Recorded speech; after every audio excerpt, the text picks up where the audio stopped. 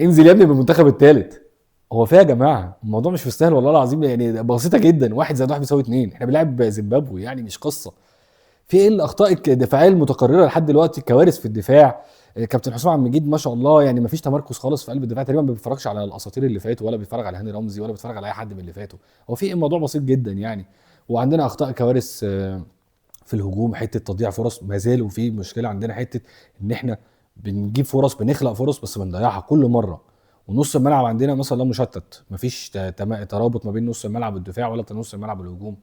وحسام حسن بيطلع امام عاشور اللي هو صانع الالعاب وبلاي ميكر، اللي هو اهم لعيب عندك، اللي هو عندك بيقدر يسرع الريتم ويقلل الريتم، عنده رؤيه كويسه، اللي هو اهم لعيب اصلا عندك، مفروض سواء بعيد عن اسم امام عاشور، اللي هو اللعيب المهم عندك في المنتخب لازم يفضل موجود. عجبني جون مرموش جدا، هو جابه بطريقه فرديه وانا انبسطت له الصراحه، وعجبني اكتر الجون بتاع محمد صلاح.